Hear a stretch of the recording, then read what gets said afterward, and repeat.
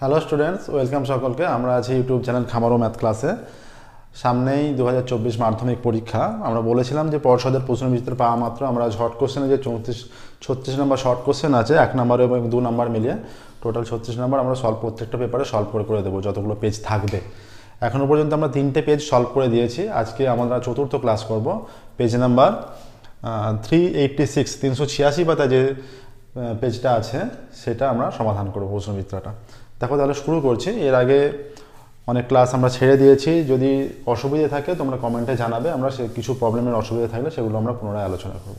ঠিক আছে, দেখো তাহলে এবং আমাদের ক্লাস ফলো করে থাকো। প্রত্যেকটা পেজ, যতগুলো পেজ আছে আমরা প্রত্যেকটা পেজই সলভ করব।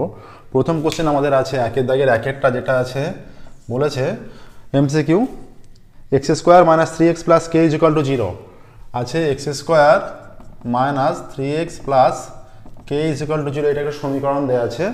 বলেছে এই সমীকরণের কে ইজ ইকুয়াল টু 0 নয়, কে ইজ ইকুয়াল টু 10 আছে, 10 দেওয়া আছে। X square minus 3x plus K is equal two 10 সমীকরণের বীজদ্বয় গুণফল -2 হলে কে এর মান কত? তাহলে এটাকে এইভাবে লিখে নিতে হবে, x square minus 3x plus কে মাইনাস 10, এটা বাঁ দিকে নিয়ে চলে আসা হলো। বীজদ্বয়ের গুণফল -2, মনে করো একটা বীজ আলফা আর একটা বিটা, তাহলে আলফা ইন্টু বিটা কত? C by a.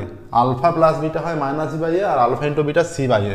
সি এর মান হচ্ছে কে মাইনাস 10, কে মাইনাস 10, এখানে এ এর মান হচ্ছে 1, তার মানে এটা 1।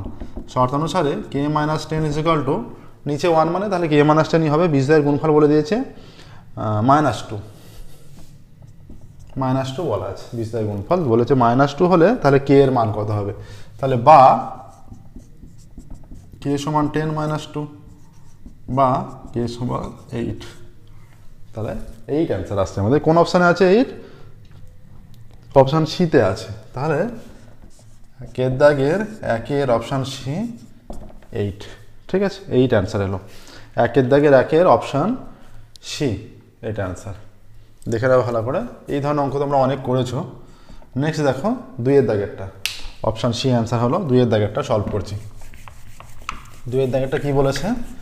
2-এর দাগেরটা বলা আছে, 2-এর দাগের বলা আছে যে পি টাকার বার্ষিক 10% সরল সুদে কিউ মাসের সুদ কত হবে?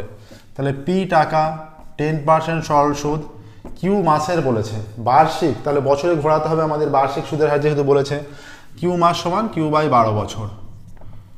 12 দিয়ে ভাগ করলে সেটা মাসে পরিণত হয়।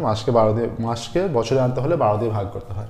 যেমন 6 মাসকে আমরা যদি বছরে নিয়ে যাই, 6/12 কেটে গিয়ে 6 দিয়ে ওপর নিচে কেটে গিয়ে 6 মাসকে যদি বছরে নিয়ে যাই, 6/12 এটা তার মানে হাফ বছর, এইভাবে হয়। ঠিক আছে, তাহলে বলেছে পি টাকা 10% হারে কিউ মাসের সুদ কত? কিউ মাসে মানে কিউ বাই 12 বছরে। ঠিক আছে, তাহলে এটা হয়ে যাবে, সুদ হয়ে যাচ্ছে পি ইন্টু 10 ইন্টু কিউ। 12টা নিচে হবে আর 10 এই 10টা 100টা হয়ে যাবে, এত টাকা। এটা হচ্ছে সুদ। এখানে 0 0 কেটে যাচ্ছে, ঠিক আছে, 0 0 কেটে যাচ্ছে। তাহলে আমাদের এইটা চলে আসছে, অ্যান্সার আসছে পি কিউ বাই 12 10কে 120, এইটা সুদ হয়ে যাচ্ছে পি কিউ বাই 120। ঠিক আছে, কোন অপশানে আছে এটা? পি কিউ বাই 120 অপশান বিতে আছে।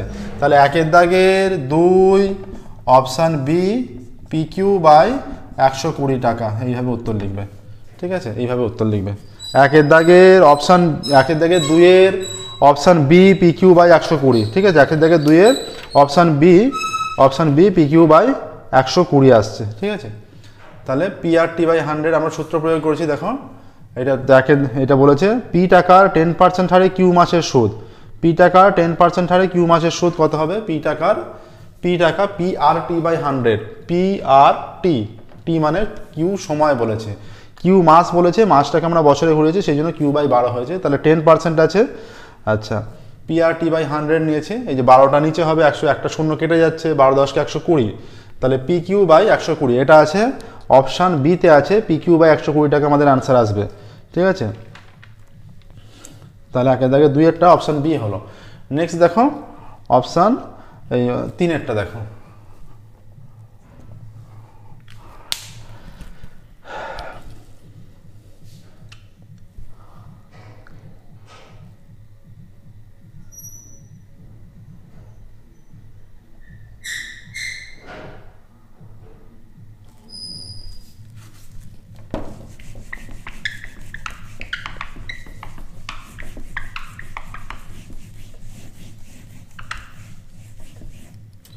তিনেরটা কি বলেছে, এবিসিডি বৃত্তস্থ সামান্তরিক হলে কোন বি এর মান কি?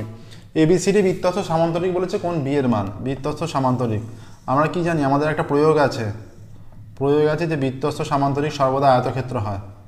এটা যদি এবিসিডি হয়, আমরা জানি বৃত্তস্থ সামান্তরিক একটা আয়তক্ষেত্র, আমাদের একটা প্রয়োগ আছে, এটা বইয়ে করে দেওয়া আছে, ঠিক আছে? এটা কিন্তু প্রয়োগটা ইম্পর্টেন্ট তোমাদের। তাহলে বৃত্তস্থ সামান্তরিক আয়তক্ষেত্র হলে আয়তক্ষেত্রের প্রতিটা কোণের মান 90 ডিগ্রি। তাহলে কোন বি এর মান চেয়েছে, কোন বি 90 ডিগ্রি হবে? কোন অপশানে আছে? অপশান বি আছে। তাহলে এটা অপশান বি, একের দাগের 3-এর অপশান বি 90 ডিগ্রি অ্যান্সার হলো। একের দাগের 3-এর অপশান বি 90 ডিগ্রি অ্যান্সার এসে গেল।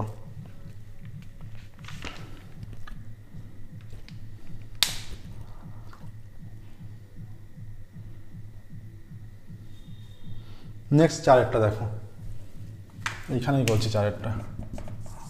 চারেরটা কি বলেছে, যদি শঙ্কুর ব্যাসার্ধ এবং উচ্চতা দ্বিগুণ করা হয় তাহলে উহার আয়তন পূর্বের আয়তনের কত গুণ হবে? শঙ্কুর আমরা ব্যাসার্ধ আর একক ধরছি আর উচ্চতা এইচ একক ধরছি, তাহলে এখন আয়তন কত? এখন আয়তন 1/3 পাই আর স্কোয়ার এইচ, এত ঘন একক, ঠিক আছে? নর্মালি এত ঘন একক হচ্ছে। এবার বলেছে যদি শঙ্কুর ব্যাসার্ধ এবং উচ্চতা দ্বিগুণ করা হয় তাহলে আয়তন কত হবে? ব্যাসার্ধ দ্বিগুণ, দুটোকেই দ্বিগুণ করা হচ্ছে। ব্যাসার্ধ দ্বিগুণ করা হলে এটা 2r হয়ে যাচ্ছে, উচ্চতা দ্বিগুণ হলে 2h হয়ে যাচ্ছে, তখন আয়তন হয়ে যাচ্ছে 1/3 পাই আর স্কোয়ার, মানে 2r তার স্কোয়ার ইন্টু 2h, এইটা হচ্ছে বর্তমান আয়তনটা। তাহলে আগের আয়তনের কত গুণ নির্ণয় করতে হলে বাই আগের আয়তনটা 1/3 পাই আর স্কোয়ার এইচ, 1/3 কাটছে, পাই কাটছে, এইটা ঘন একক আর থাকছে না, এইটা কেটে যাচ্ছে, তাহলে এখানে হয়ে যাচ্ছে 2r তার স্কোয়ার, 1/3 পাই আর স্কোয়ার 2r, তার মানে 4r স্কোয়ার হচ্ছে, 4r স্কোয়ার ইন্টু 2, আর এখানে হয়ে যাচ্ছে r স্কোয়ার, এটা কেটে গেল, তাহলে 8 গুণ হচ্ছে, 4 দুগুণে 8, 4 দুগুণে 8 গুণ। তাহলে একের দাগের 4, কোন অপশান আছে 8 গুণ? অপশান ডি আছে 8 গুণ, অপশান ডি হবে একের দাগের 4-এর অপশান ডি 8 গুণ, 8 গুণ হচ্ছে, ঠিক আছে? অপশান ডি 8 গুণ হবে। এইভাবে উত্তরটা লিখে দেবে শুধু। বাই চান্স 2 নম্বরেরও পড়তে পারে, সেই জন্য যেভাবে আমি কোষে দেখাচ্ছি এইভাবে আরেকটু বিস্তারিতভাবে কোষে দেখাবে, হ্যাঁ? আরেকটু প্রত্যেকটা একক লিখে বিস্তারিতভাবে কোষে দেখাবে, যদি 2 নম্বরের ক্ষেত্রে একই অঙ্ক পড়ে যায়।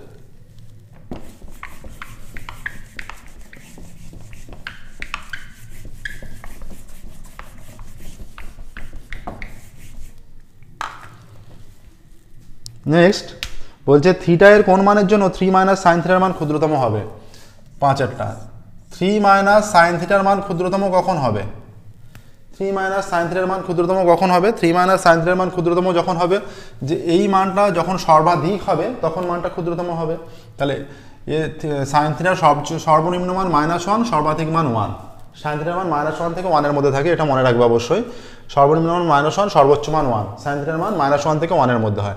তাহলে এইটাকে ক্ষুদ্রতম হতে হলে যেহেতু বিয়োগ চিহ্ন আছে, প্লাস থাকলে যে বৃহত্তম, প্লাস থাকলে এটা -1 হতে হতো ক্ষুদ্রতম হতে হলে, আর মাইনাস থাকলে বড় মানটা হতে হবে। সবচেয়ে বেশি মান বিয়োগ হলে তবে তো ছোট হবে, মানটা ছোট হয়ে যাবে।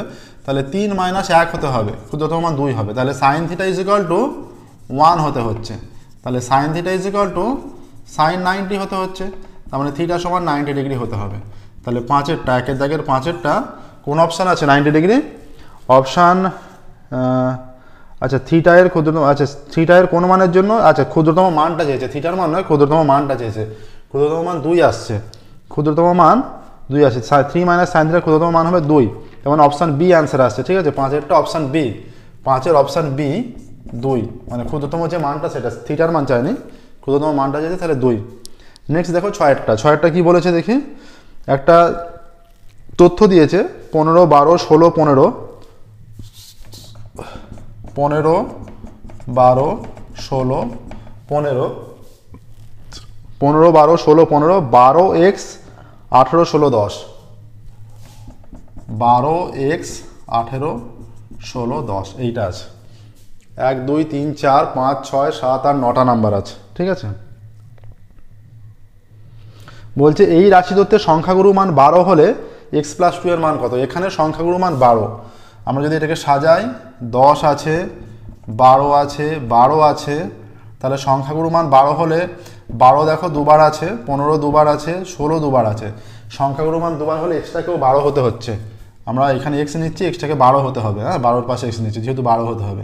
তারপর 15 আছে দুবার, তারপর 16 আছে দুবার, তারপর 18 আছে 1 2 3 4 5 6 7 8 9টা, 4 5 6 7 8 9টা নাম্বার। তাহলে এখানে যেহেতু সংখ্যাগুরু মান 12, তাহলে এক্স এর মান 12 হতে হবে, তবে এটা 3 বার হবে, তবে সংখ্যাগুরু মান হবে। বুঝতে পারছি, সবচেয়ে বেশি বার যেটা থাকলে তবে সেটা সংখ্যাগুরু মান হবে। তাহলে এক্স সমান 12 হচ্ছে, ঠিক আছে, এক্স সমান 12 হচ্ছে। বলছে এক্স প্লাস 2 এর মান হবে, তাহলে এক্স সমান 12 হলে এক্স প্লাস 2 এর মান 14 হতে হবে। এক্স প্লাস 2 এর মান, বলছে এক্স প্লাস 2 এর মান কত হবে, এক্স প্লাস 2 সমান 12 প্লাস 2 14। তাহলে এখানে অপশান সি অ্যান্সার আসছে, ঠিক আছে, অপশান সি। তাহলে 6-এরটা আসছে আমাদের অপশান সি, 1-এর দাগের 6, 1-এর দাগের 6, অপশান সি 14 অ্যান্সার হলো, এসে গেল। নেক্সট দেখো 1-এর দাগের 6, অপশান সি 14 অ্যান্সার এলো। এবার আমরা শূন্যস্থান পূরণ শুরু করছি, এমসিকিউ 6টা কমপ্লিট হলো, শূন্যস্থান পূরণ শুরু করছি। 2-এর দাগের অঙ্ক,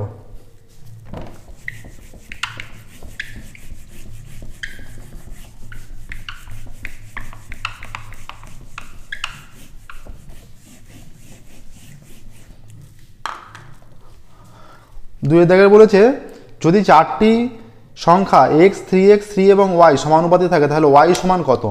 4টি সংখ্যা, দুইয়ের দাগের এক একটা, এইগুলো শুধুমাত্র ক্যালকুলেশন করে অ্যান্সারটা লিখলে হবে, শূন্যস্থানে মানটা লিখে দেবে।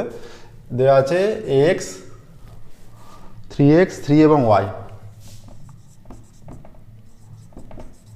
তাহলে আমরা লিখতে পারি এক্স বাই 3x সমান 3 বাই ওয়াই, ঠিক আছে। এখানে বা X Y is equal to হয়ে যাচ্ছে 3 3 9x, 3 3 9x, অতএব ওয়াই ইজ ইকুয়াল টু 9 হয়ে যাচ্ছে।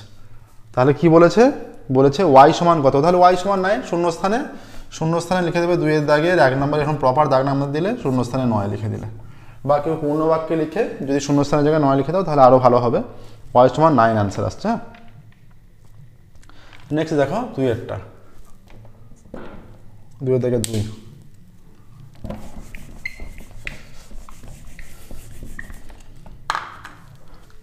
কি বলছে, পি টাকার 6 মাস অন্তর দেও, পি টাকার 6 মাস অন্তর দেও বার্ষিক 2% চক্রবৃদ্ধি হার সুদে।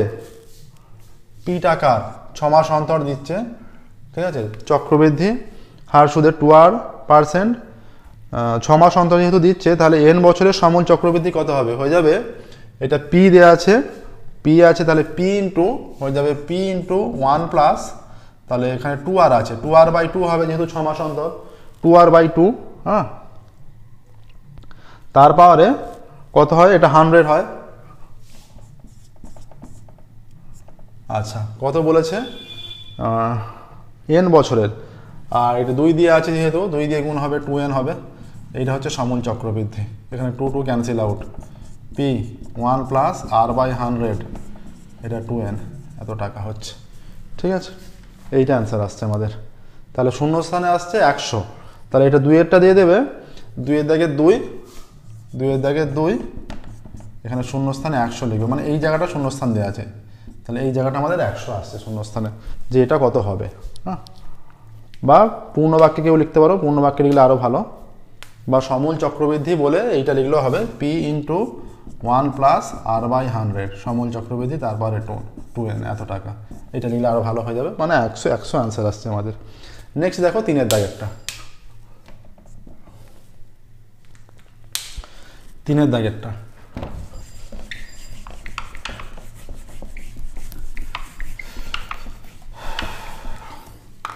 তিনের দাগেরটা কি বলেছে দেখি, একটি নিরেট অর্ধগোলকের ব্যাসার্ধের দৈর্ঘ্য r একক হলে সমগ্রতলের ক্ষেত্রফল ড্যাশ বর্গ একক।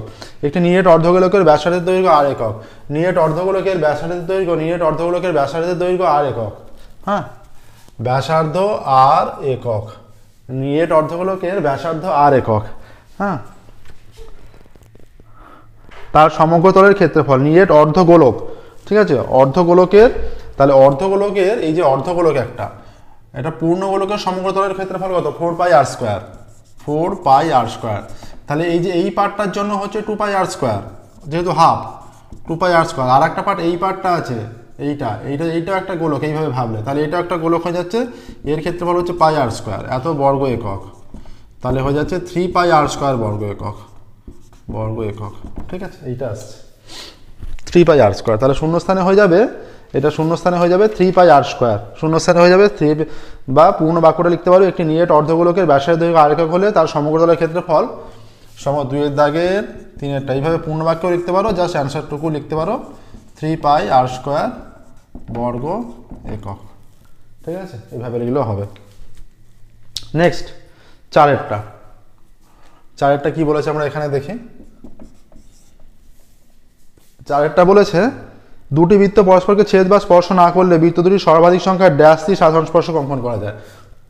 ছেদ বা স্পর্শ না করলে সর্বাধিক 4টি স্পর্শক অঙ্কন করা যায়। কিভাবে? এইরকম দুটো বৃত্ত আছে, ছেদ স্পর্শ কিছুই করেনি, এই একটা স্পর্শক, এই একটা স্পর্শক। যখন কোনো স্পর্শক দুটি বৃত্তের একই পাশে থাকে তাদের বলা হয় সরল সাধারণ স্পর্শক। তাহলে এই দুটো হচ্ছে সরল সাধারণ স্পর্শক। যখন কোনো স্পর্শকের বিপরীত পাশে দুটো বৃত্ত থাকে তাদের বলা হয় তির্যক সাধারণ স্পর্শক। তাহলে দুটো সরল সাধারণ স্পর্শক, এর একই পাশে দুটো বৃত্ত আছে, এইটারও একই পাশে দুটো বৃত্ত আছে, ওপর দিকে দুটো বৃত্ত আছে, তাহলে এই দুটো হলো সরল সাধারণ স্পর্শক। আর এইটা একটা স্পর্শক হবে, এই স্পর্শকের একদিকে এই বৃত্তটা, একদিকে এই বৃত্তটা, এটা তাহলে তির্যক সাধারণ স্পর্শক। আর একটা স্পর্শক হতে পারে এইটা, এরকম টাচ করে বেরিয়ে যাবে, এইটা একটা হবে। তাহলে দুটো সরল সাধারণ স্পর্শক, দুটো তির্যক সাধারণ স্পর্শক, মোট 4টি সাধারণ স্পর্শক হবে। ঠিক আছে, তাহলে 4 অ্যান্সার হবে। 2 দাগে 4এরটা 4 অ্যান্সার হবে। 2 দাগে 4, 4টি, এইটা হলো। ঠিক আছে, এবার দেখো 5 দাগেরটা যাচ্ছে।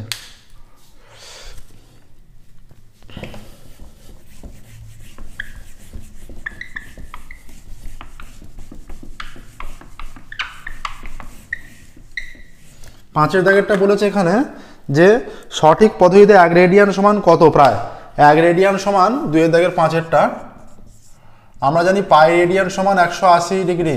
তাহলে 1 রেডিয়ান সমান কত? 180 বাই পাই। তাহলে 180 বাই পাইয়ের মান 22-এর সাথে আমরা যদি নিই, 7 ওপরে যদি করে দিই, 22-এর সাথে উল্টে গেলে এটা হয়ে যাবে। এটা ক্যালকুলেশন করলে এটা 57 ডিগ্রি সামথিং হয়ে যাচ্ছে, মানে প্রায় 57 ডিগ্রি, 57 ডিগ্রি 57 ডিগ্রি সামথিং হবে। ঠিক আছে, তাহলে এখানে 57 ডিগ্রি প্রায় দিলেই হবে, যেহেতু প্রায় আছে, ব্র্যাকেটে অলরেডি দেওয়া আছে প্রায়। তাহলে এখানে শূন্যস্থানের জায়গায় এটা সিম্পলিফাই করলেই 57 ডিগ্রি সামথিং হয়ে যাবে। তাহলে এখানে শূন্যস্থানের জায়গায় 57 ডিগ্রি হবে, এটা মনে রাখবে, এটা মনে রাখবে নিজেরা, 57 ডিগ্রি হবে। নেক্সট দেখো 6 দাগেরটা, 2 দাগের 6এরটা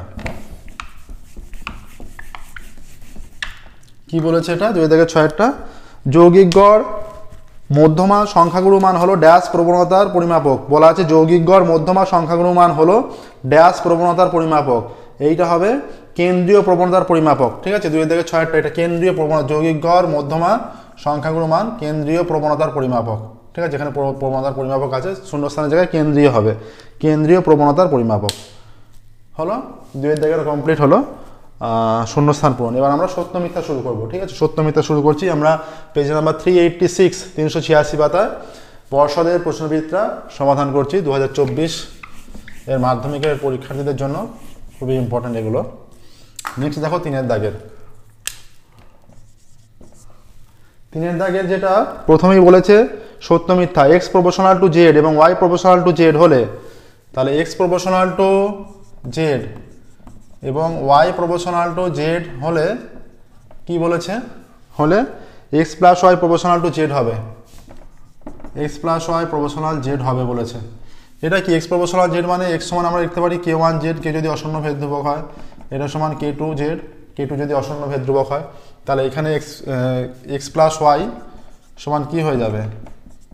k1 z plus k2 z, k1 plus k2 z. তাহলে এইটা ধ্রুবক, তাহলে x plus y proportional z হয়ে যাচ্ছে। তো তাহলে সত্য হচ্ছে প্রথমটা, যেটা হচ্ছে সত্য। ঠিক আছে, প্রথম যে তথ্যটা আসছে সত্য। 3 দাগের আগে সত্য। 2 দেখো, 3 দাগের 2 বলেছে যে দুটি চতুর্ভুজের অনুরূপ কোণগুলি সমান হলে চতুর্ভুজ দুটি সদৃশ। দুটি চতুর্ভুজ এদের অনুরূপ কোণগুলি সমান, পরস্পর অনুরূপ কোণগুলি সমান, এদের অনুরূপ কোণগুলি হলে সমান হলে চতুর্ভুজ দুটি সদৃশ, এটা সদৃশ হবে, এটা সত্য। হ্যাঁ, কোণের মান সমান। নেক্সট দেখো একটি লম্ববৃত্তাকার শঙ্কুর উচ্চতা, ব্যাসার্ধ, তির্যক উচ্চতা সর্বদা একটি সমকোণী ত্রিভুজের বাহুত্রয়। বলেছে একটি লম্ববৃত্তাকার শঙ্কু, লম্ববৃত্তাকার শঙ্কুর ক্ষেত্রে কি, এটা শঙ্কু হলে কি হয়ে যাবে, শঙ্কু হলে এই যে তির্যক উচ্চতা, ব্যাসার্ধ আর উচ্চতা, এটা তো সমকোণী ত্রিভুজেই থাকে। সমকোণী, এটা কোনটা সমকোণী হয়, সমকোণী ত্রিভুজেরই কন্ডিশন মেনটেন করে এরা, ঠিক আছে। তাহলে শঙ্কুর উচ্চতা, ব্যাসার্ধ এবং তির্যক উচ্চতা সর্বদা সমকোণী ত্রিভুজের বাহুত্রয়। এটা ঠিকই বলা আছে, সমকোণী ত্রিভুজের বাহুত্রয় সত্যই হবে, ঠিক আছে, এটাও সত্য হবে। এটা উচ্চতা, এটা তির্যক উচ্চতা, ব্যাসার্ধ, এটা সমকোণী ত্রিভুজই হয়। আমরা জানি এটা এল দিয়ে প্রকাশ করা হয়, l square equal to r square plus এই স্কোয়ার, এইটা এইচ আর এটা আর লিখলে তাহলে এটাও সত্য হচ্ছে। 4 নম্বরে কি বলা আছে দেখি, পরেরটা যেটা বলা আছে sin 12 মাইনাস cos 78 সরলতম মান 1। 4এরটা sin 12 মাইনাস cos 78 এর সরলতম মান 1 বলা আছে। তাহলে sin 12, এটা sin 12, cos 78টাকে আমরা লিখতে পারি cos 90 মাইনাস 12 লিখতে পারি, সমান এটা sin 12, cos 90 মাইনাস এটা sin থিটা, তাহলে sin 12 হচ্ছে, sin 12 মাইনাস sin 12 কেটে গিয়ে 0 হচ্ছে, সরলতম মান 0 আসছে, সরলতম মান 0, কিন্তু এখানে দেওয়া আছে সরলতম মান 1, তাহলে এটা হবে মিথ্যা। আমাদের অ্যান্সার আসছে 0 কিন্তু দেওয়া আছে 1, তাই মিথ্যা হচ্ছে, ঠিক আছে। পরেরটা দেখো, পরেরটা মানে 5এরটা, 3 দাগের 5এরটা। প্রথম 3টে সত্য হয়েছে, তারপর একটা মিথ্যা, তারপর এগুলো কি হয় দেখি। প্রত্যেকটা অঙ্কের প্রসেসগুলো ভালো করে দেখবে। একটি ব্যবসায় রাজু ও আসিফের মূলধনের অনুপাত 5:4, রাজু ও আসিফের মূলধন অনুপাত 5:4, ঠিক আছে, এটা 5:4, রাজু আর আসিফের মূলধন অনুপাত 5:4। রাজু মোট লাভের 80 টাকা পেলে আসিফ পায় কত টাকা, তাহলে যেটা হবে আসিফ পায় আমরা ধরে নিচ্ছি x টাকা। প্রথমে রাজু মূলধন অনুপাত, রাজু আগে দেওয়া আছে আর রাজু পায় 80 টাকা, তাহলে কিছু না বলা থাকলে মূলধন অনুপাত লাভের অনুপাতই হবে, ঠিক আছে। তাহলে এখানে মূলধন অনুপাত 5:4, তাহলে লাভ যেটা হবে সেটাও মূলধন অনুপাতেই হবে। এটা 5:4 ইকুয়াল টু, এটা রাজু পায় 80 টাকা, যার আনুপাতিক মান 5 আছে, 5:4, সে 80 টাকা পায়, আমরা ধরে নিচ্ছি আসিফ পায় x টাকা। তাহলে এইটা x যদি হয়ে যায় তাহলে 5/4 সমান 80/x, বা 5x সমান 80 × 4, বা x ইজ ইকুয়াল টু 80 × 4/5, ঠিক আছে, এইটা আসছে। 5:4 ইজ ইকুয়াল টু রাজু, এদের মূলধন অনুপাত 5:4, রাজু পেয়েছে 80 টাকা, এখানে বোঝাই যাচ্ছে আসিফ কম টাকা পাবে, এখানে 16 হচ্ছে কারণ এর মানটা কম আছে 5-এর চেয়ে, এটা 5-16-80, তাহলে 4-16-64 হচ্ছে, কিন্তু দেওয়া আছে আসিফ পাবে 100 টাকা দেওয়া আছে, তাহলে মিথ্যা হচ্ছে। অ্যান্সার আছে 64 কিন্তু দেওয়া আছে আসিফ পাবে 100 টাকা, তাই মিথ্যা। নেক্সট 3-এর দাগের লাস্ট অঙ্ক, 3-এর দাগের 6-এরটা দেওয়া আছে 3, 14, 18, 20, 5, তথ্যের মধ্যমা 18। 6-এরটা 3-এর দাগে 3, 14, 18, 20, 5, এই তথ্যটা দেওয়া আছে 3, 14, 18, 20, 5, এই তথ্যের মধ্যমা 18, 5টা মান আছে, ঠিক আছে, 3, 14, 18, 20, 5, এই তথ্যের মধ্যমা 18। তাহলে মধ্যমা নির্ণয়ের জন্য আমরা ছোট থেকে বড় সাজিয়ে নিই, 3, 5, 14, 18, 20, এদিকে দুটো মান, এদিকে দুটো মান, এটা মধ্যমা 14 আসছে, কিন্তু বলা আছে 18, তাহলে মিথ্যা, একদমই সহজ অঙ্ক, মিথ্যা হয়ে গেল, ঠিক আছে, হলো। এবার আমরা 4-এর দাগে শুরু করছি। 4-এর দাগে দেখো, 3-এর দাগের কমপ্লিট হয়ে গেল, 4-এর দাগে শুরু করছি।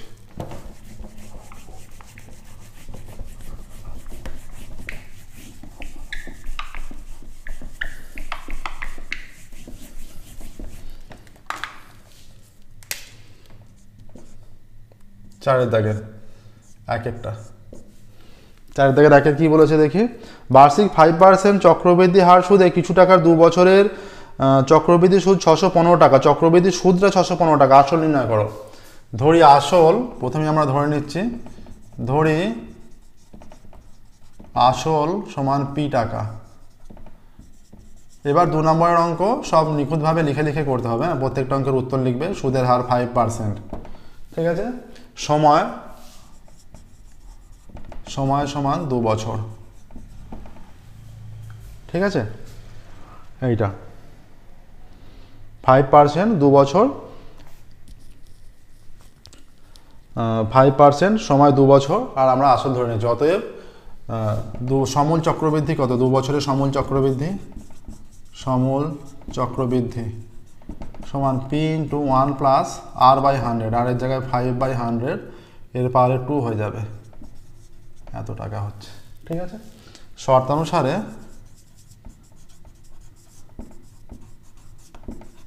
শর্তানুসারে P × 1 প্লাস, এটা সমূল চক্রবৃদ্ধি।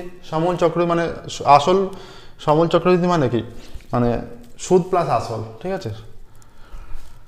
তাহলে এইটা থেকে আমরা আসলটা বিয়োগ করছি, এইটা বলে দিয়েছে 615, বা পি কমন নিচ্ছে, ঠিক আছে। এখানে পাওয়ারে 2 আছে, পি কমন নিলে এইটা হয়ে যাচ্ছে, কেটে দিলে এটা 1, এটা 20, ক্যালকুলেশন করলে চলে আসছে 1 প্লাস 1/20 তার স্কোয়ার মাইনাস 1, এইটা ইজ ইকুয়াল টু 615 আসছে। বা পি এইখানে চলে আসছে, এইটা চলে আসছে 20 লসাগু হবে 20 প্লাস 1, এইটা 21/20 তার স্কোয়ার মাইনাস 1 সমান 615। বা পি ইন্টু এটা 21 441/400 মাইনাস 1 সমান 615। বা পি ইন্টু এটা 400 লসাগু, এটা 441 মাইনাস 400 সমান 615। বা পি ইন্টু এটা হয়ে যাচ্ছে 400 আর এটা 41 ইজ ইকুয়াল টু 615। বা এটা পি এর মান কত হচ্ছে? 615 ইন্টু 400 পড়ে, আর এটা 41 হচ্ছে, ঠিক আছে। 41কে 10 দিয়ে গুণ করলে 410, 15 দিয়ে গুণ করলে 615 চলে আসবে, হ্যাঁ, কারণ এটা 41কে, তাহলে এটা 15 হয়ে যাচ্ছে। বা পি সমান 4×15 = 60, 4×15 = 60, 0, তাহলে একটা এখানে চলে আসছে পি এর মান 600 চলে আসছে, পি এর মান 600 চলে আসছে, পি এর মান 600 চলে আসছে। এখানে একটা জিরো মিসিং হয়েছে সম্ভবত কোথাও, এখানে 400 আছে, আচ্ছা এটা 400 আছে, এটা 400 আছে, তাহলে 6000, অতএব আসল 6000 টাকা, আসল 6000 টাকা। এটা মুখে মুখে কীভাবে বুঝবে? 41কে 10 দিয়ে গুণ করলে 410 হয়, 41কে 10 দিয়ে গুণ করলে 410 হয়, তাহলে 5 দিয়ে গুণ করলে তার অর্ধেক হবে, তার মানে 200, 410 অর্ধেক 205, তাহলে 410 আর 205 মুখে মুখে যোগ করলে 615 হয়ে যাচ্ছে, তার মানে 15 দিয়ে কাটছে। এইভাবে মুখে মুখে ক্যালকুলেশন করতে পারবে, ঠিক আছে। 4×15 = 60 হলো, দুটো শূন্য বসে গেল, আসল 6000 টাকা, অ্যান্সার এসে গেল। নেক্সট দেখো 2-এর দাগেরটা, 4 দাগের 2-এরটা।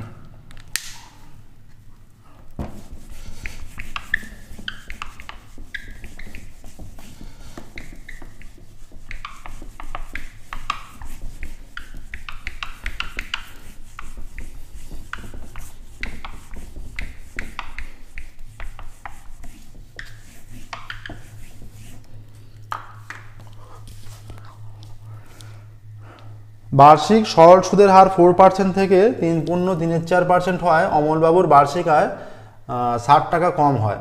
অমলবাবুর মূলধন নির্ণয় করো। ধরি অমলবাবুর মূলধন আমরা এখানে পি টাকা ধরে নিচ্ছি, ধরি অমলবাবুর মূলধন পি টাকা। অতএব প্রথম ক্ষেত্রে আসল সমান পি টাকা, সুদের হার প্রথম ক্ষেত্রে ছিল 4% ছিল, ঠিক আছে। আর সময় কত? সময় 1 বছর, প্রতি বছরে হচ্ছে, ঠিক আছে। তাহলে এখানে সুদ কত হচ্ছে? PRT/100, P × 4 × 1/100 এত টাকা সমান 4P/100 টাকা। দ্বিতীয় ক্ষেত্রে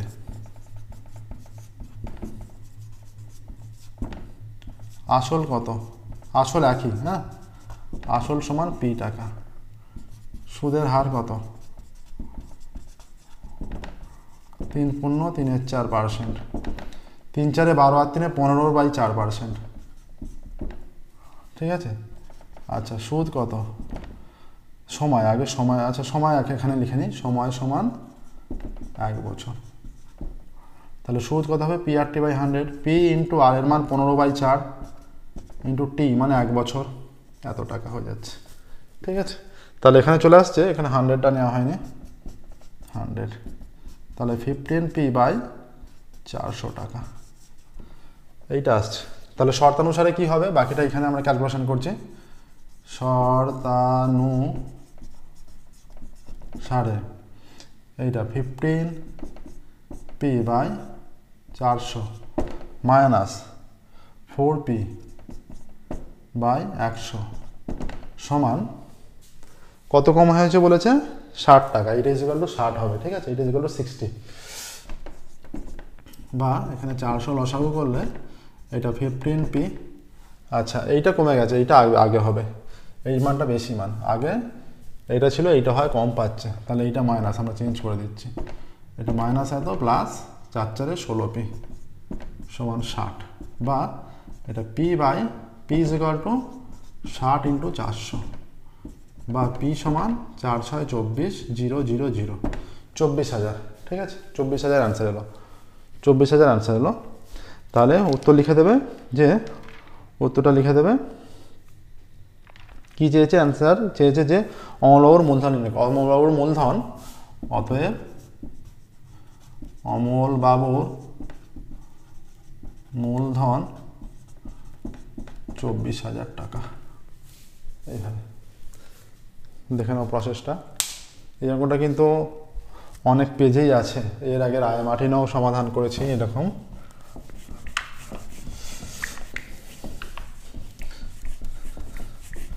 নেক্সট দেখো পরেরটা,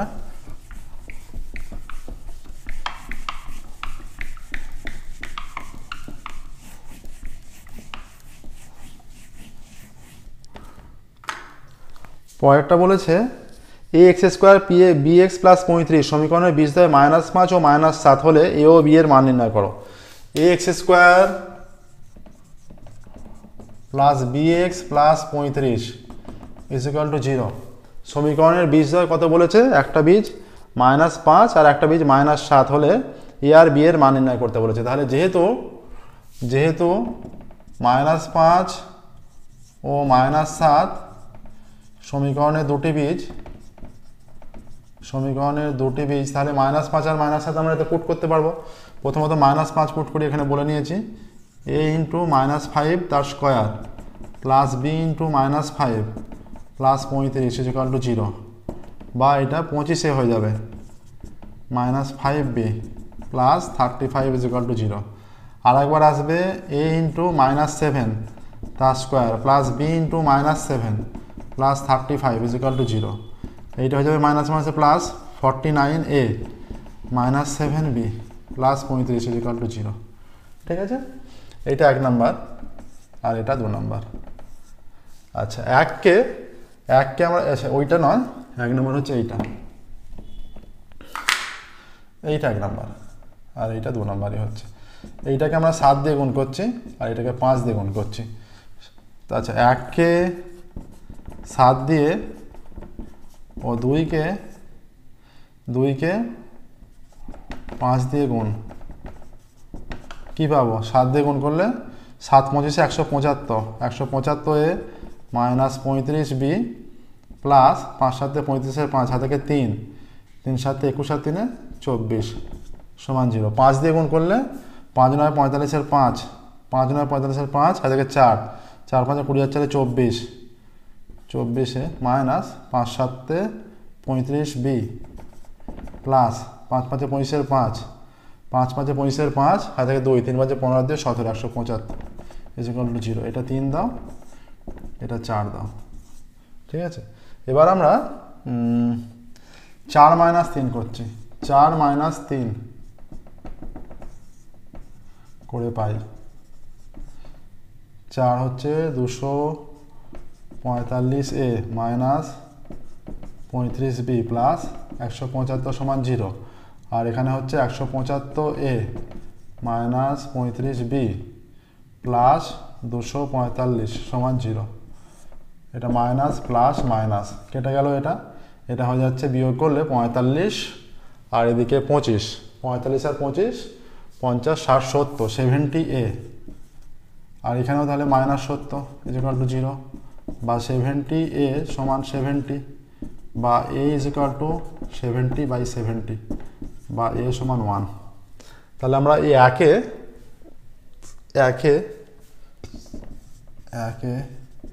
a সমান 1 বসিয়ে পাই, একে a সমান 1 বসাচ্ছি। একে a সমান 1 বসালে তাহলে 25 × 1 -5b প্লাস 35 ইকুয়াল টু 0 বা -5b সমান 35 আর 25 যোগ করলে হয়ে যাচ্ছে 60 ইকুয়াল টু -60 হয়ে যাচ্ছে ডান দিকে, মাইনাস মাইনাস কেটে গেল, b সমান 60/5, b সমান 12। অতএব a সমান 1, b সমান 12, এটাই আমাদের অ্যান্সার আসছে। a সমান 1, b সমান 12। প্রসেসটা দেখে নাও, a সমান 1, b সমান 12 আমাদের অ্যান্সার এসে গেল। বা ভাষা লিখতে পারো a এর মান 1, b এর মান 12।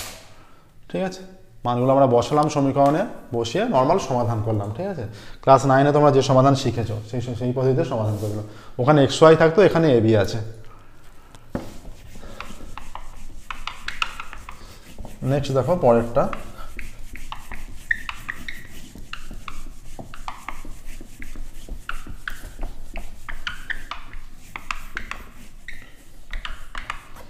পরেরটা যেটা আছে এটা আমাদের হয়ে গেল 3-এরটা হয়ে গেল।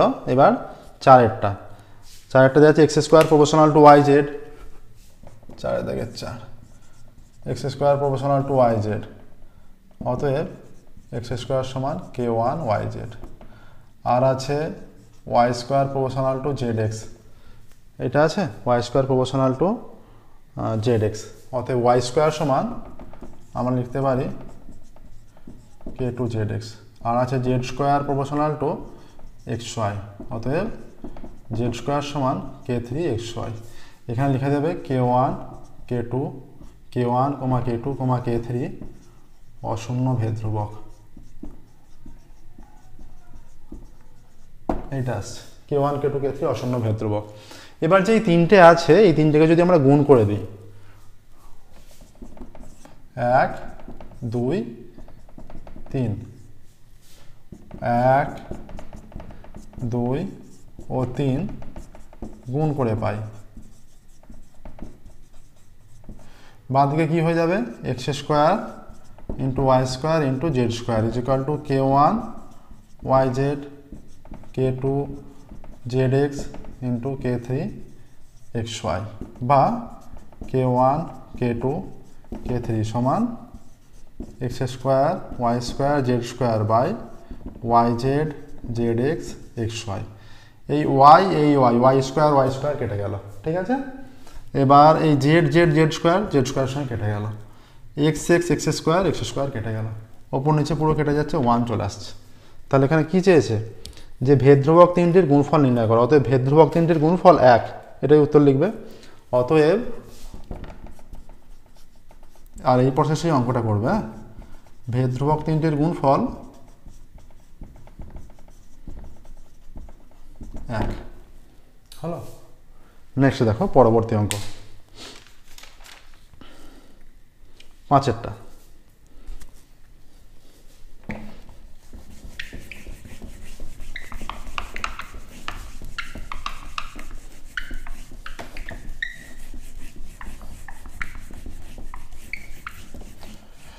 পাঁচেরটা কি বলেছে দেখে, 5-এর বলে দিয়েছে একটি বৃত্তের কেন্দ্র ও এ OC ব্যাস, চিত্র অঙ্কন করবে, স্কেল পেন্সিল কম্পাস ইউজ করে চিত্র অঙ্কন করবে। হ্যাঁ, কেন্দ্র ও, এটা মানে কেন্দ্র ও এ OC ব্যাস। ঠিক আছে, তোমরা পরীক্ষার খাতায় স্কেল পেন্সিল কম্পাস ইউজ করে চিত্র অঙ্কন করবে অবশ্যই। আচ্ছা, কেন্দ্র ও এ OC ব্যাস বি বৃত্তের ওপর যে কোনো বিন্দু ACB সমান 50 ডিগ্রি, বি বৃত্তের ওপর যে কোনো বিন্দু ACB, এই কোণটা 50 ডিগ্রি হয়ে যাচ্ছে। ঠিক আছে, 50। আর কি বলেছে, এটি বৃত্তের এ বিন্দুতে স্পর্শক, যেখানে বিওটি বৃত্তের একই পাশে অবস্থিত। এটি বৃত্তের স্পর্শক, তাহলে স্পর্শক আর ব্যাসার্ধ পরস্পর লম্ব হয়, মানে এইরকম হবে মোটামুটি। এ টি, বি আর টি ব্যাসের একই পাশে অবস্থিত, মানে ওই দিকেই নিতে হবে আমাদের, একই পাশে অবস্থিত বলেছে। বি ও টি বৃত্তের এসি ব্যাসের একই পাশে অবস্থিত, একই পাশে নিয়েছি আমরা, দুটোই ওপর দিকে নিয়েছি। কোণ বি এ টি এর মান চেয়েছে, কোণ বি এ টি, আচ্ছা এই কোণটার মান চেয়েছে, বি এ টি, এই কোণটা, ঠিক আছে, এই কোণটার আমাদের মান নির্ণয় করতে হবে।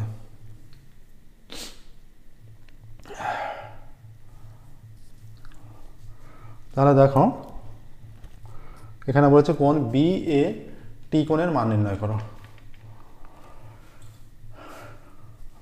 ও কেন্দ্রীয় বৃত্তের লেখো, এটা পাঁচেরটা, তো কতটা এটা, এটা হচ্ছে পাঁচেরটা। ও কেন্দ্রীয় বৃত্তে এ ও সি ব্যাস, ঠিক আছে। আচ্ছা, বি বৃত্তের ওপর যে কোনো বিন্দু, বি বৃত্তের ওপর যে কোনো বিন্দু, এ বিন্দুতে এটি স্পর্শক এবং বি ও টি এ ও সি ব্যাসের একই পাশে অবস্থিত,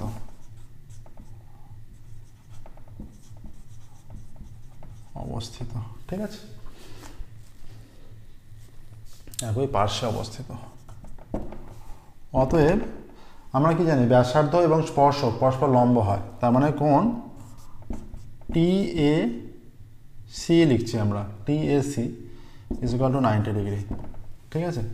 আচ্ছা, প্রদত্ত কি দেওয়া আছে, প্রদত্ত আছে কোণ এ সি বি সমান 50, আবার এইটা তো অর্ধবৃত্তস্থ কোণ, কোণ এ বি সি অর্ধবৃত্তস্থ কোণ,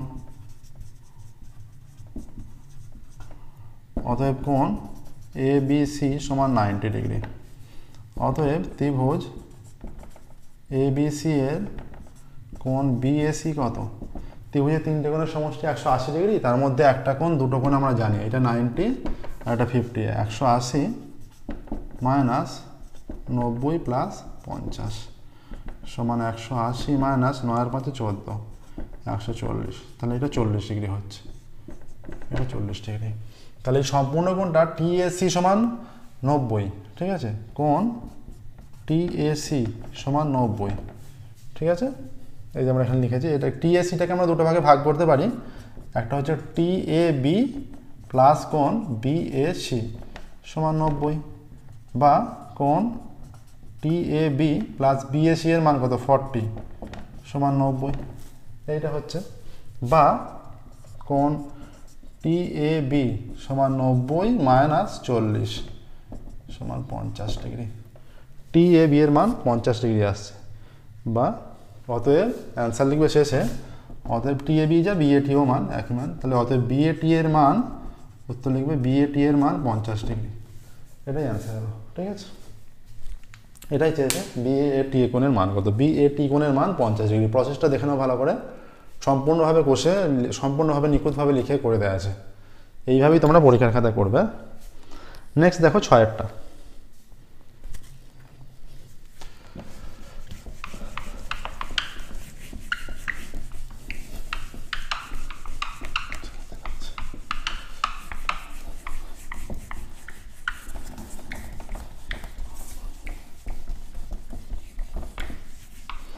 কি বলেছে 6-এরটা বলেছে 5 সেমি দৈর্ঘ্যের ব্যাসার্ধের একটি বৃত্তে এবি ও এসি সমান দৈর্ঘ্যের জ্যা,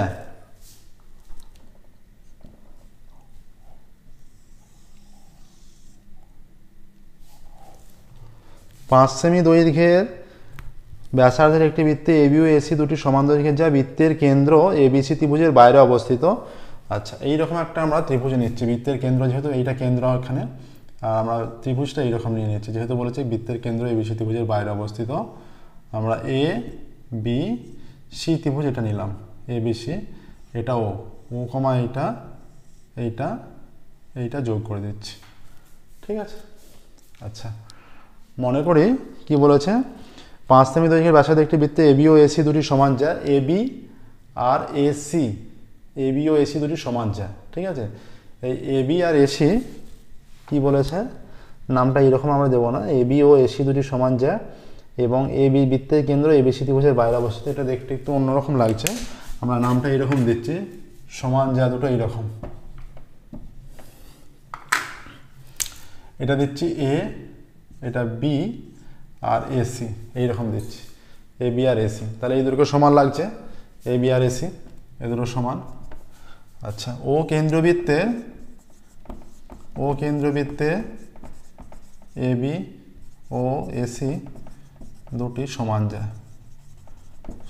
যায়, অতএব এ বি সমান এসি। বৃত্তের ব্যাসার্ধ 5 সেমি, অতএব ও এ সমান ও বি সমান ও সি সমান 5 সেমি। ও এ সমান ও বি সমান ও সি 5 সেমি করে হচ্ছে, ঠিক আছে। আচ্ছা, বৃত্তের কেন্দ্র ও এবিসি ত্রিভুজের বাইরে অবস্থিত। বৃত্তের কেন্দ্র ও ত্রিভুজ এবিসি এর বাইরে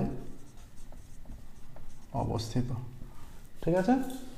আচ্ছা, তাহলে ও এ পারপেন্ডিকুলার টু বিসি, তাহলে আমরা নাম দিই, এটা সমান নাম দিই, অতএব বিডি সমান সিডি হয়ে গেল, দুটো সমান ভাগে ভাগ হয়ে গেছে, ঠিক আছে। এবার আমরা এখান থেকে কি পাবো, আমরা এখান থেকে দেখো এ বি আর এসি সমান বলে দিয়েছে। আচ্ছা, বৃত্তের ব্যাসার্ধ 5 সেমি আর এ বি সমান এসি সমান 6 সেমি, লিখে দিই এখানে এ বি সমান এসি সমান 6 সেমি, ঠিক আছে। এবার এ বি এইটা 6, এটা 6, এটা 5, এটা 5, এটা 5, অতএব ত্রিভুজ এওসি এর অর্ধ পরিসীমা সমান এটা 5, 5, 6, তাহলে 5 + 5 + 6/2 এত সেমি, 5 আর 5 10 আর 6 16/2 মানে 8 সেমি হয়ে যাচ্ছে। অতএব ত্রিভুজ এওসি এর ক্ষেত্রফল, আমাদের ফর্মুলা আছে একটা √s × s - a s - b s - c, সেই ফর্মুলাটা আমরা অ্যাপ্লাই করছি। তাহলে s এর মান 8 × 8 - 5 8 - 5 8 - c এত বর্গ সেমি সমান 8টাকে আমরা 2 × 2 × 2 8 - 5 3 8 - 5 3 8 - 6 2 এত বর্গ সেমি। 1 2 3 4 4টে 2 বাইরে এলে দুটো 2 হবে, আর একটা 2 3 বাইরে এলে একটা 3 হবে, 2 2 4 3 12 বর্গ সেমি হচ্ছে। এইভাবে ক্ষেত্রফল আমরা একভাবে ক্ষেত্রফল বের করছি 12 বর্গ সেমি, আরও আবার অন্যভাবে একটা ক্ষেত্রফল বের করবো। এখানটা প্রসেসটা দেখে নিয়েছো তোমরা, এখানটা একটু ক্যালকুলেশন করছি।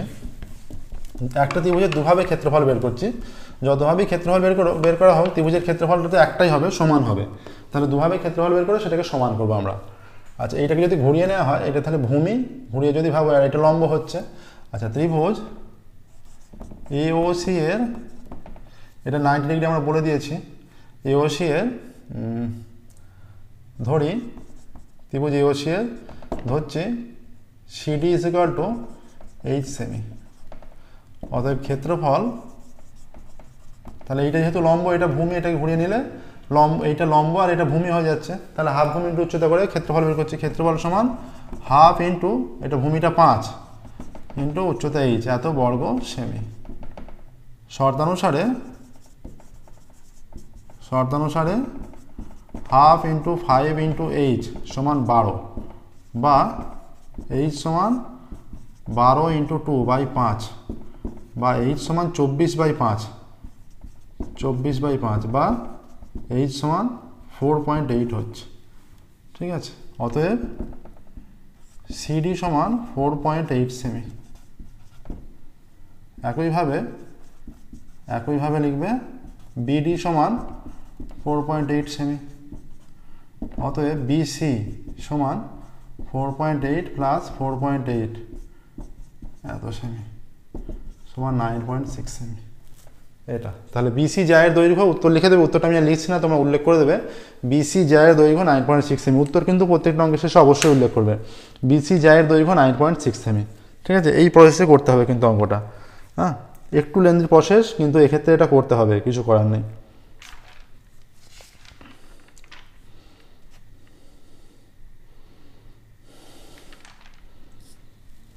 তাহলে চেয়েছে বিসি জায়ের দৈর্ঘ্য, তাহলে বিসি জায়ের দৈর্ঘ্য হলো আমাদের, বিসি জায়ের দৈর্ঘ্য 4.8 করে আসছে, 4.8 9.6 সেমি। প্রসেসটা দেখে নাও ভালো করে। এই অঙ্কটা কিন্তু তোমাদের বইয়ে আছে, এই অঙ্কটা তোমাদের বইয়ে আছে, বইয়ে তোমরা একটু খুঁজলেই পেয়ে যাবে। বৃত্তের চ্যাপ্টারে কোনো একটা চ্যাপ্টারে তোমাদের আছে, অনুশীলনের অঙ্ক আছে। ঠিক আছে, এই অঙ্কটা কোনো একটা চ্যাপ্টারে অনুশীলনের অঙ্ক আছে, উপপাদ্যের চ্যাপ্টারের অনুশীলনীগুলো তোমরা একটু ভালো করে কষে থাকো, তাহলে নিশ্চয়ই তোমরা বই থেকেও এই অঙ্কটা করেছো, এখানেও করে দিলাম। ঠিক আছে,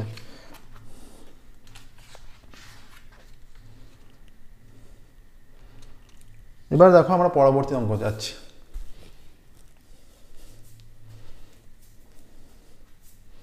সাতেরটা,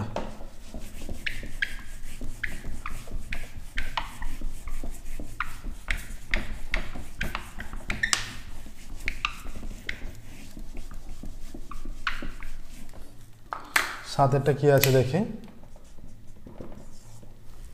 সাতেরটা আছে ত্রিভুজ এবিসি এর বিসি বাহু সমান্তরাল সরলরেখা এবি ও এসিকে যথাক্রমে ডি ও ই বিন্দুতে ছেদ করেছে।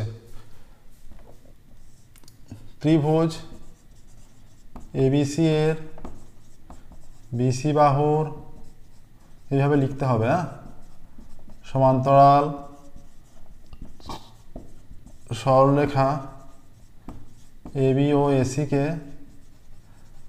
যথাক্রমে, এবি ও এসিকে যথাক্রমে কোন কোন বিন্দুতে, ডি ও ই বিন্দুতে ছেদ করেছে। ডি ও ই বিন্দুতে ছেদ করেছে। ঠিক আছে, আর কি বলা আছে, আর বলা আছে যে এডি ইজ টু ডিবি সমান 5:4, এডি ইজ টু ডিবি সমান 5:4, এটা দেওয়া আছে। তাহলে এইরকম একটা চিত্র হবে, এ বি সি যদি হয়, এডি ইজ টু ডিবি, এটা ডিতে এই দিকটা বেশি, এটা ডি ই নিলাম। ঠিক আছে, এটা দেওয়া আছে। তাহলে বলেছে এ ই ইজ টু এসি, তাহলে আমাদের এডি বাই ডিবি সমান এ ই বাই ইসি হবে অবশ্যই। ঠিক আছে, এই বাই ইসি হবে। তাহলে এখানে কি চেয়েছে, অতএব এখানে এ ই বাই ইসি, আচ্ছা এটাই চেয়েছে, এই বাই এসি চেয়েছে, অতএব এই বাই এসি, এই বাই সম্পূর্ণটা।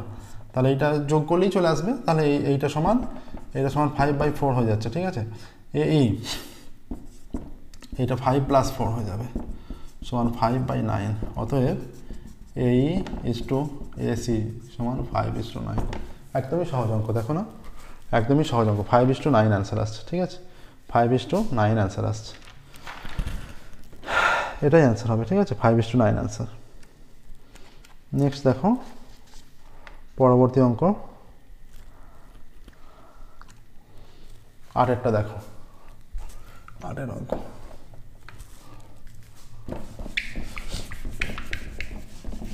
এটা কি বলেছে দেখি, 8এর অঙ্ক। 8এর অঙ্ক বলেছে যে একই দৈর্ঘ্যের ব্যাসার্ধের একটি চোঙ ও একটি গোলকের ঘনফল সমান হলে একই দৈর্ঘ্যের ব্যাসার্ধের, মানে ব্যাসার্ধটা সমান, মানে একটা লম্ববৃত্তাকার চোঙ আর একটা গোলকের ঘনফল সমান হলে, তাহলে চোঙের ব্যাসের দৈর্ঘ্য মানে 2r আর এইচের অনুপাত চেয়েছে।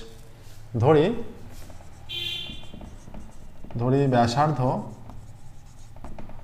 আর একক আর উচ্চতা এইচ একক। ঠিক আছে, আচ্ছা গোলকের ঘনফল সমান শর্ত, আচ্ছা চোঙের ঘনফল, অতএব চোঙের ঘনফল পাই r² h, এত ঘন একক, গোলকের ঘনফল 4/3 পাই আর কিউব, এত ঘন একক। ঠিক আছে, এইভাবে উল্লেখ করে অঙ্ক করবে। শর্তানুসারে দুটো সমান বলে দিয়েছে, পাই আর স্কোয়ার এইচ সমান 4/3 পাই আর কিউব সমান বলা আছে। আচ্ছা, পাই আর স্কোয়ার আমরা ক্যান্সেল আউট করে দিলে পরে থাকছে এইচ ইজ ইকুয়াল টু 4/3 আর পড়ে থাকছে। ঠিক আছে, কি বলেছে এখানে বলে দিয়েছে, কি মান চেয়েছে যে চোঙের ব্যাসের সঙ্গে চোঙের ব্যাসের সঙ্গে চোঙের ব্যাসের দৈর্ঘ্য ও উচ্চতার অনুপাত। গোলকের ঘনফল সমান হলে চোঙের ব্যাস আর উচ্চতা, তাহলে বা এইচ সমান এটা 2/3 ইন্টু 2r রাখি, ব্যাস যেহেতু 2r, বা তাহলে 2r বাই এইচ, এখানে 2r এর সঙ্গে কি গুণ আছে, 2 গুণ আছে, তাহলে 2টা নিচে হবে, 3টা ওপরে হবে, 3টা এইচের সঙ্গে গুণ হচ্ছে, অতএব 2r হচ্ছে ব্যাস, এটা 2r, তাহলে 2r বাই এইচ সমান 3/2 হচ্ছে, ব্যাস আর আমরা আর ধরেছি, তাহলে ব্যাস 2r। ঠিক আছে, তাহলে এটা চলে আসছে 3:2 আসছে। ঠিক আছে, এখানে ক্যালকুলেশনটা দেখো, এখানে বলেছে যে গোলকের ঘনফল সমান, তাহলে চোঙের, আচ্ছা গোলকের ক্ষেত্রে গোলকের যে আরটা পড়ে আছে, গোলকের কিন্তু আমরা এখানে নির্ণয় করতে পারি, এখানে চোঙের ক্ষেত্রে আমরা যে মানটা চেয়েছে আমাদের যে মানটা চেয়েছে h, pi r square h আর 4/3 বাই আর কিউব। ঠিক আছে, আচ্ছা এখানে গোলকের এইচ চাইনি, গোলকের আর আছে, তাহলে চেয়েছে যে চোঙের ব্যাসের সঙ্গে উচ্চতার অনুপাত, চোঙের ব্যাসের সঙ্গে চোঙের উচ্চতার অনুপাত। ঠিক আছে, চোঙের ব্যাসের সঙ্গে ব্যাসের দৈর্ঘ্য ও ব্যাসের দৈর্ঘ্য আগে আছে, ব্যাসের দৈর্ঘ্য আগে, চোঙের ব্যাসের দৈর্ঘ্য ও উচ্চতার অনুপাত, ব্যাস 2r হবে। এখানে দেখো আমরা pi r square cancel out করেছি, তাহলে h is equal to 4/3 pi r cube আমাদের ফর্মুলা, তাহলে ব্যাসের সঙ্গে উচ্চতার অনুপাত 3:2 চলে আসছে, ব্যাস হচ্ছে 2r, আমরা 2r সেপারেট করে নিয়েছি চোঙের। ঠিক আছে, এখানে বলা আছে যে একই দৈর্ঘ্যের ব্যাসার্ধের একটি চোঙ ও একটি গোলক, গোলক আর চোঙের ব্যাসার্ধ সমান। হ্যাঁ, অতএব ব্যাসের সঙ্গে উচ্চতার অনুপাত 3:2, ব্যাসের সঙ্গে উচ্চতার অনুপাত 3:2। ঠিক আছে, 3:2 হচ্ছে, ব্যাসের সঙ্গে উচ্চতার অনুপাত 3:2 হচ্ছে। আর ব্যাসার্ধ পাই r square H 4/3 pi r cube, পাই আর স্কোয়ার ক্যান্সেল আউট হয়েছে, এইচ ইজ ইকুয়াল টু 4/3, আর পড়ে আছে, তাহলে আরটাকে আমরা 4r আছে, 4rটাকে আমরা 2 × 2r করেছি, কারণ ব্যাসের সঙ্গে চেয়েছে। হ্যাঁ, তাহলে ব্যাসের সঙ্গে উচ্চতার অনুপাত 3:2। নেক্সট দেখো, এইটা 8এর অঙ্ক হয়ে গেল, 9এর অঙ্ক।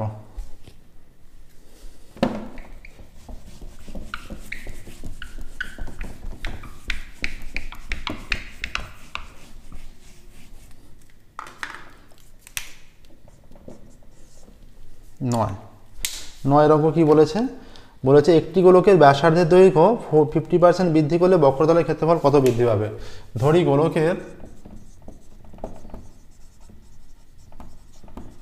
গোলকের ব্যাসার্ধ আর একক এবং উচ্চতা এইচ একক, অতএব গোলকের বক্রতলের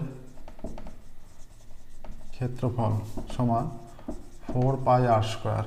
আচ্ছা 4 পাই আর স্কোয়ার, এইচ ধরার দরকার নেই, এত বর্গ একক, 4 পাই আর স্কোয়ার। আচ্ছা ফর্মুলা হচ্ছে 4 পাই আর স্কোয়ার এইচ, 4 পাই আর স্কোয়ার এইচ ফর্মুলা গোলকের। ঠিক আছে, গোলকের ফর্মুলা হচ্ছে 4 পাই আর স্কোয়ার এইচ, এইচও ধরতে হবে। ঠিক আছে, তাহলে আমরা এটা ধরে নিলাম মানটা। মানটা ধরে নেওয়ার পর এবার যেটা আমরা করব, মানটা ধরে নেওয়ার পর এবার বলেছে বৃদ্ধি পেয়েছে। ঠিক আছে, এবার বলেছে মানটা যেটা বৃদ্ধি পেয়েছে, এবার সেই ক্যালকুলেশনটা করতে হবে আমাদের। গোলকের সমগ্রতলের ক্ষেত্রফল, গোলকের সমগ্রতলের ক্ষেত্রফল 4 পাই আর স্কোয়ার হয়, এইচ ধরার দরকার নেই, 4 পাই আর স্কোয়ার বর্গ একক, 4πr²। এবার কি চেয়েছে,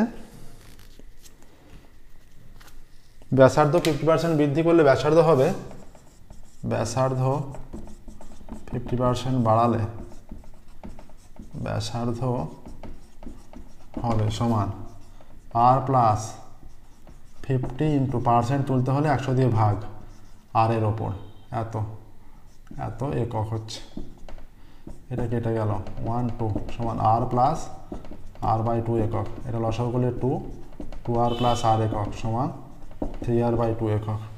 অতএব বর্তমানে ব্যাসার্ধ, বর্তমান বক্রতলের ক্ষেত্রফল, বক্রতলের ক্ষেত্রফল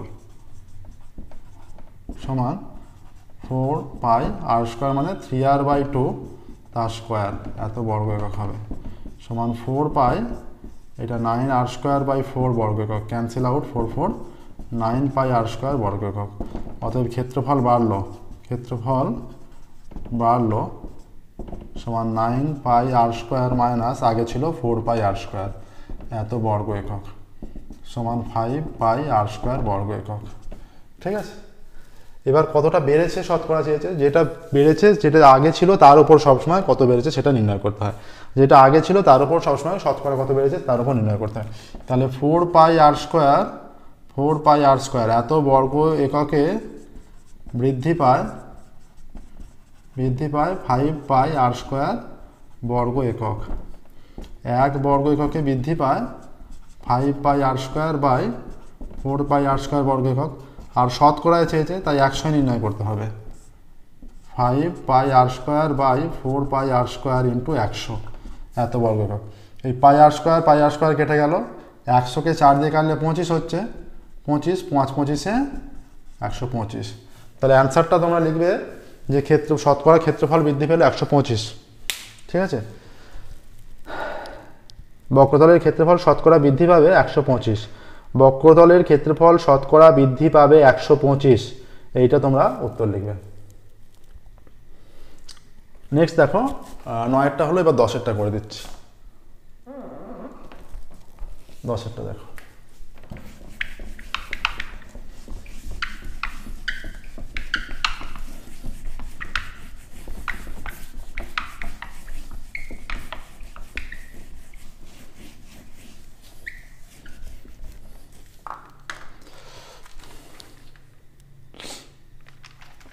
এটা আমরা পার্সেন্ট দিলাম না কারণ শতকরা হিসেবে চেয়েছে বলে পার্সেন্ট বললাম না। আচ্ছা 10এরটা কি বলেছে, একটি বৃত্তের ব্যাসার্ধের দৈর্ঘ্য 14 সেমি। 10এরটা বৃত্তের ব্যাসার্ধ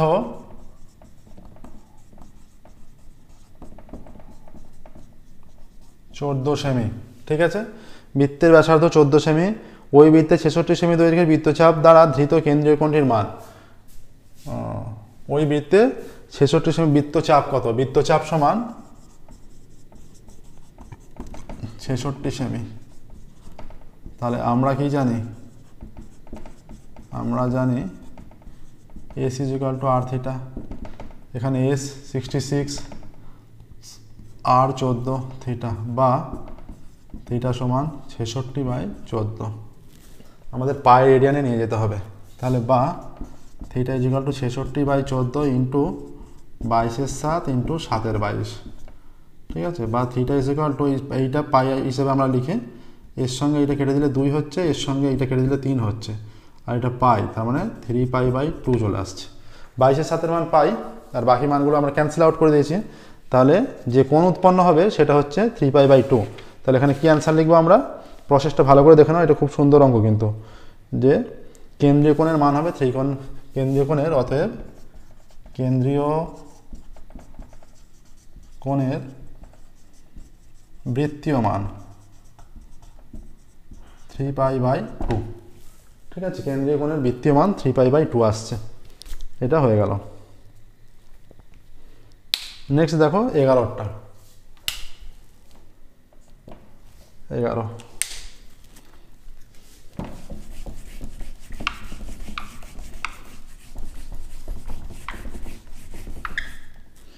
কি বলেছে, 11টা বলেছে tan θ tan 2θ সমান 1 হলে cos 2θ মান কত। এটা সহজ অঙ্ক দিয়েছে, tan θ tan 2θ সমান 1, বা tan 2 থিটা সমান 1/tan থিটা, tan থিটাকে ওদিকে নিয়ে গেলাম, বা tan 2 থিটা সমান 1/tan থিটা cot থিটা হয়, cot থিটা হয়ে গেল, বা tan 2 থিটা সমান এটা কটটাকে আমরা ঘুরিয়ে লিখছি 90 minus theta, tan 90 minus theta সমান cot থিটা হয়, উভয় দিক দিয়ে tan তুলে দিলে 2 থিটা সমান 90 মাইনাস থিটা হলো, বা 2 থিটা প্লাস থিটা সমান 90 ডিগ্রি, বা 3 থিটা সমান 90, বা থিটা সমান 90 ডিগ্রি বাই 3, বা থিটা সমান 30 ডিগ্রি অ্যান্সার আসছে। কিসের মান চেয়েছে? থিটার মান 30 হলে cos 2 থিটা, অতএব cos 2 থিটা সমান cos থিটা 30, তার মানে 60 হয়ে যাচ্ছে, cos 60 মান হাফ, হাফ অ্যান্সার এসে গেল উত্তর। ঠিক আছে, হাফ অ্যান্সার, অ্যান্সার লিখে দেবে cos 2 থিটার মান হাফ, এটা অবশ্যই লিখবে, cos 2 থিটার মান হাফ, উত্তরটা অবশ্যই লিখবে। নেক্সট দেখো পরবর্তী অঙ্ক 12টা লাস্ট অঙ্ক এই পেজের, এই কোশ্চেন পেপারের লাস্ট অঙ্ক, পেজ নাম্বার 386 কোশ্চেন পেপারের লাস্ট অঙ্ক।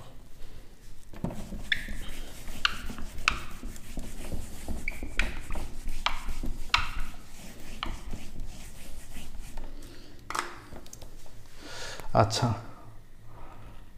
এইটা একটা তথ্য দেওয়া আছে এইভাবে,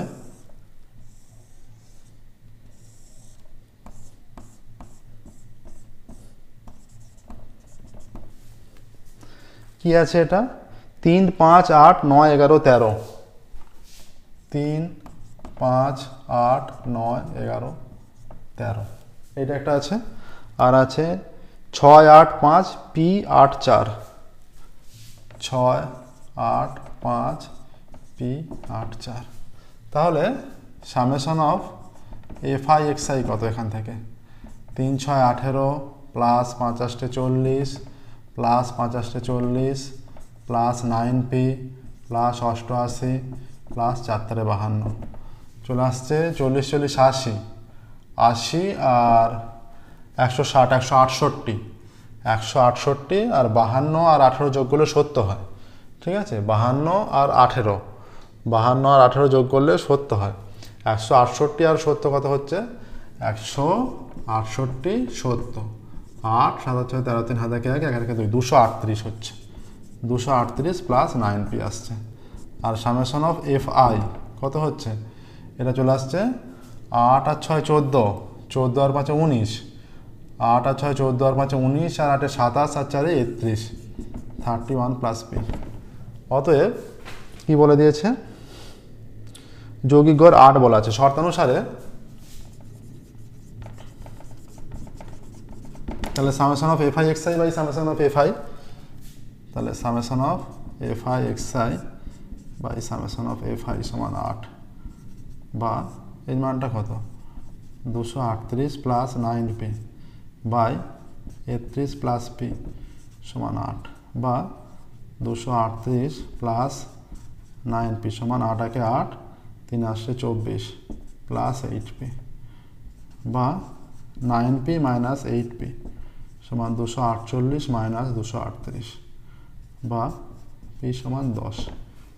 এটা হলো উত্তর। লিখবে P এর মান 10, তোমরা উত্তর লিখবে P এর মান 10 বলে উত্তর লিখে দেবে। ঠিক আছে, অতএব P এর মান নির্ণয় করতে বলেছে, অতএব P এর মান 10, এটাই ফাইনাল অ্যান্সার লিখবে। ঠিক আছে, দেখো এসে গেল অঙ্কটা। এর সাথে সাথেই দেখো এই পেজটা কমপ্লিট হলো। আমরা পরের ক্লাসে আসবো, পরের ক্লাসে ফিরবো। এরপর যেটা আছে পেজ নাম্বার 389 একটা পেজ আছে, সেই পেজটা সমাধান করবো পরবর্তী ক্লাসে। ঠিক আছে, আজকের মতো এখানেই স্টপ করছি। Thank you very much everyone.